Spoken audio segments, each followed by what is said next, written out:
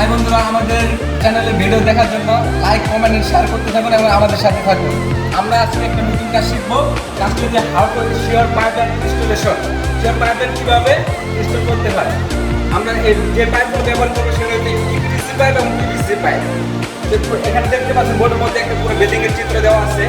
এই বিল্ডিংয়ের মধ্যে দেওয়া আছে 1, 2, 3, 4, 5টা রুম দেওয়া আছে। 5টা রুমের মধ্যে প্লাম্বিংয়ের কাজ করা আছে 1, 2, 3। 3টে রুমের মধ্যে প্লাম্বিংয়ের কাজ করা আছে। এটা হচ্ছে মেন গেট। আমরা আউটলাইনের কাজ করবো পুরোটাই। এটা মাস্টার বেড, এটা ডাইনিং রুম, এটা ড্রয়িং এরিয়া, এটা বেডরুম, এটা কিচেন রুম। তো আমরা এখন কমোডের এখান থেকে এই পাশ থেকে কাজ শুরু করবো এবং মেন হলের দিকে সব পর্যটকদের চলে যাবে। তো আমাদের সাথে থাকো। প্র্যাকটিক্যাল কাজে সরাসরি চলে যাবো। তো প্র্যাকটিক্যালটা আমাদের দেখতে প্র্যাকটিক্যাল এলবো নিয়ে একটা শর্ট পিস লাগান। এলবো লাইন সোজা থাকবে। এই পাশে একটা লাইন করবে, এই পাশে 10 ফিট লাইন করবে। এই পাশে 10 ফিট বড়টা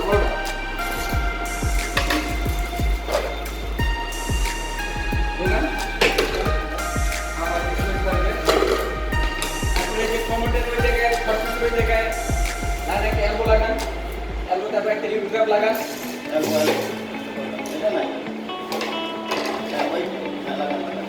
লাগান এলবোটা ঘুরাই দাও, আস্তে আস্তে করে।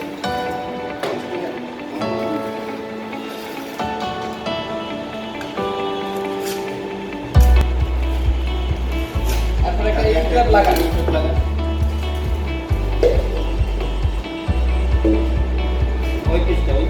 এই কারণে ব্যবহার করা হয় যে ভিতরে দুর্গন্ধটা রুমের ভিতরে না আসতে পারে, এই জন্য ইউটিউবটা ব্যবহার করা হয়। তারপরে একটা শর্ট পিস লাগান। এখানে কমন বসবে,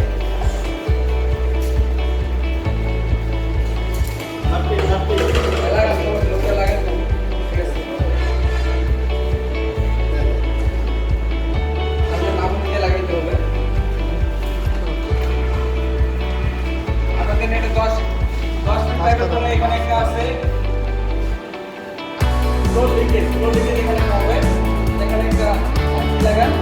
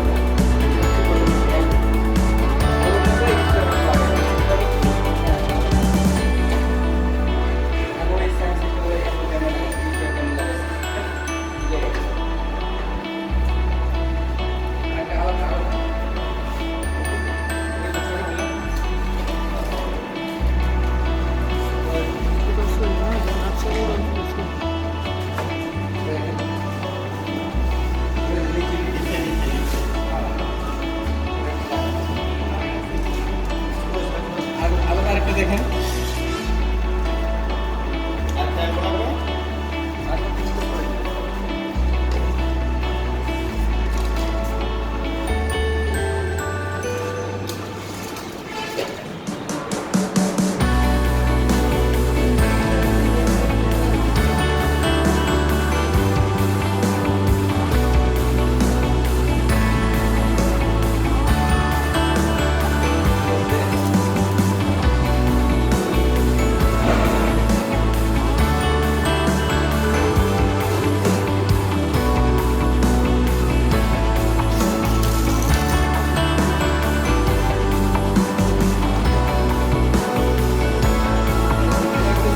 ফ্লোর লিকেজ হবে এখানে একটা।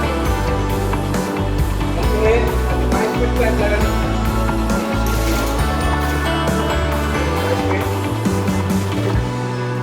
যেহেতু এই পাশে যেহেতু কর্নার রুমে একটা সিঙ্ক বসবে, সিঙ্কের জন্য একটা আউটলাইন অবশ্যই বাইর করতে হবে।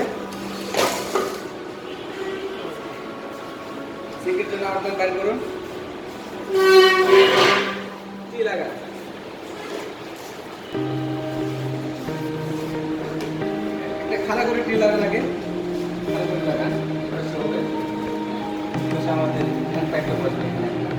শর্ট পিস লাগান। শর্ট পিসের পরে আরেকটা কি হবে?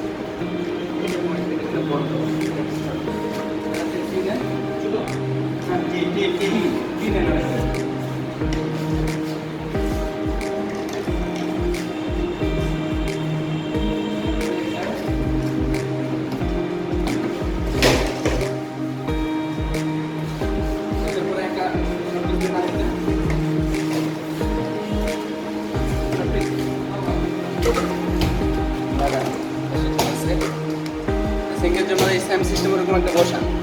এই স্যাম সিস্টেমে এলবো গ্রাফ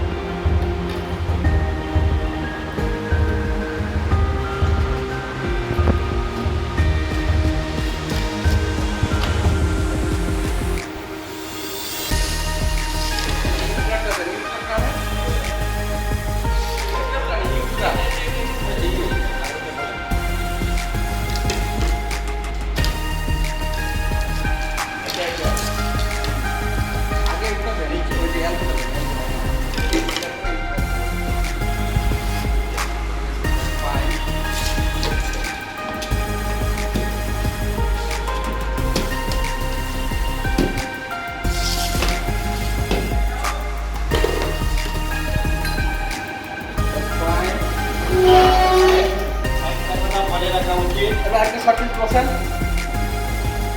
সিঙ্গেল লাইনটা একটু হবে না। এই যে সিঙ্ক থেকে আপনার পানিটা পড়বে এই জায়গায়।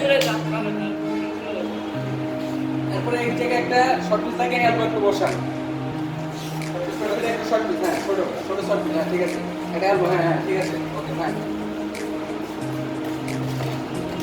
পাশে আমাদের আরেকটা বেডরুমের পাশে আরেকটা বাথরুম আছে।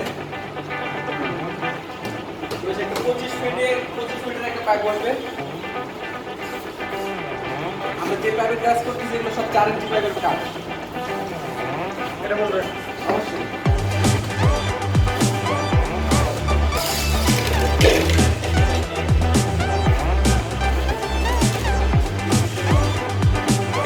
সকেট লাগাইতে হবে, সকেট লাগাই আরেকটা পাইপ দিতে হবে। 25 ফিট এগুলো সকেট লাগাইতে হবে।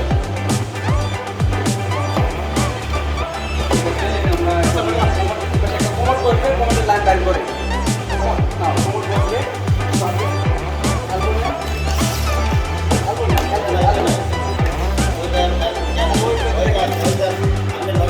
দাঁড়ান দাঁড়ান দাঁড়ান, সমস্যা ঠিক আছে। ব্যাক রয়েল লাইনের সমস্যা চেক করা যাবে, ভিতরে কোনো সমস্যা হয়েছে কিনা, ব্লকেজ হয়েছে কিনা চেক করা যাবে।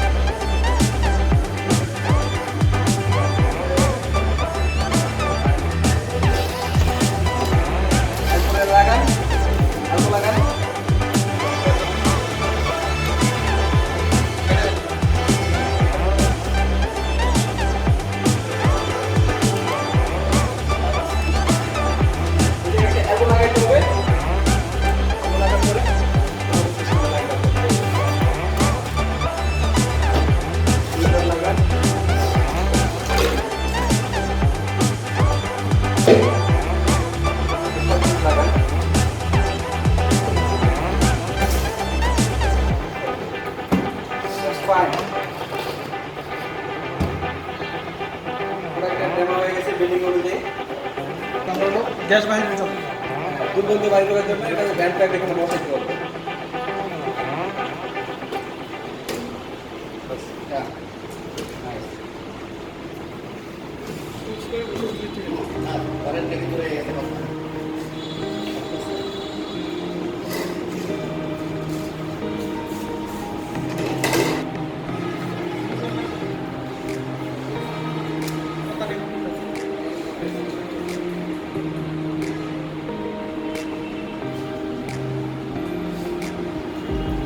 এখন লক্ষ্য করেন যে এটা হলো ইউপিভিসি সলভেন্ট সিমেন্ট।